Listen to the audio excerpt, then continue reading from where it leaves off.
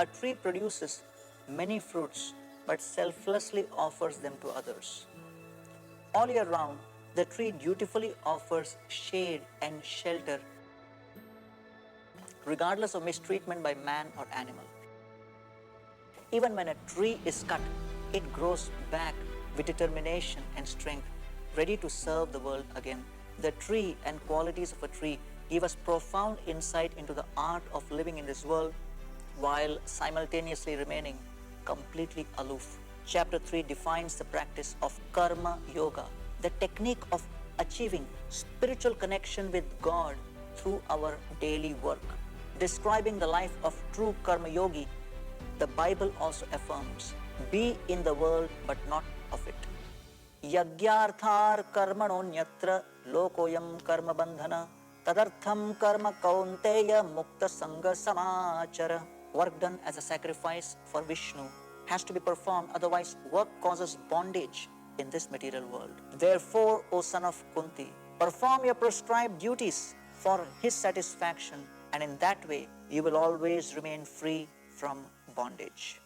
T stands for TYAGA or renunciation, R stands for rung on the yoga ladder, E stands for exemplary, and E stands for enemy of the soul.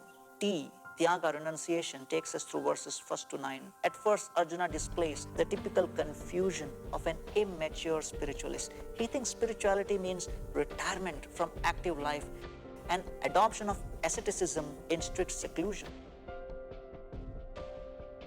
Often, the easiest response in times of difficulty is one of escapism. Worldly life entails awkward dealings with money, possessions, people, and career, to name but a few. How can such a lifestyle be compatible with spiritual goals? Krishna explains that true renunciation does not entail a mere abandonment of worldly duties. True renunciation is to give up the mentality that one is the controller and enjoyer of all his deeds. Thus, by offering the results of one's daily work, money, knowledge, influence, etc. to God, knowing God to be the ultimate enjoyer and controller, one achieves a real state of renunciation. Verses 10 to 16 take us on the yoga ladder, R for rungs. To work without any selfish motivation whatsoever is undoubtedly an advanced stage of spiritual realization. Thus, Krishna explains how to progress to such a level. He describes a yoga ladder with different rungs, which represent progressively higher levels of understanding. On the lowest level, an individual is solely interested in materialistic enjoyment and has no spiritual inclination.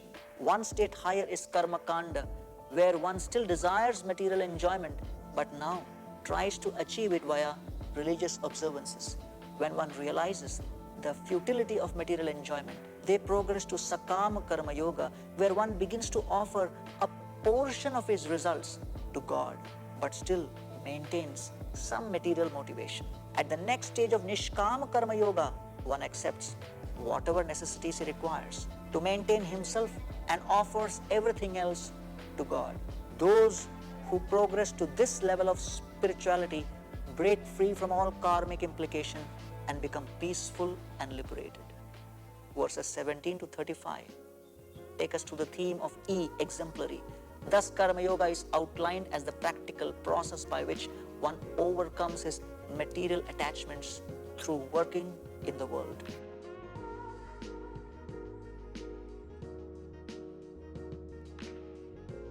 So what about one who has achieved perfection through karma yoga?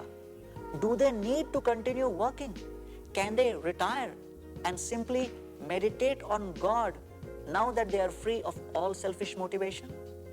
Krishna explains how perfected spiritualists continue working in the world for the sole purpose of setting the proper example for others to follow and be inspired by. Verses 36 to 43 take us through the theme of the enemy of the soul, E. After hearing about this practical and logical process, the natural reaction is an enthusiastic resolve to dedicate oneself to it. But Arjuna asks Krishna, in life, even though I know the best course of action, what is it that impels me time and again to act improperly and against my good intelligence?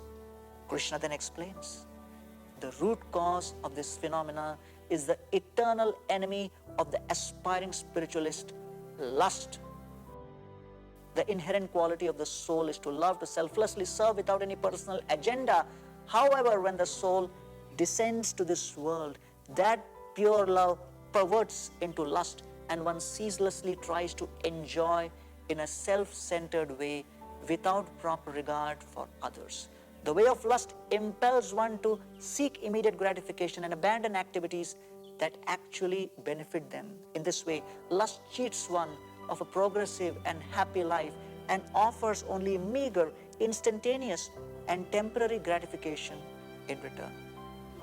Evam buddhe param buddhva samstabhyatmanam jahi shatrum mahabaho kamarupam durasadam. Thus, knowing oneself to be transcendental to the material senses, mind and intelligence, O mighty armed Arjuna, one should steady the mind by deliberate spiritual intelligence, Krishna consciousness, and thus, by spiritual strength, conquer this insatiable enemy known as lust.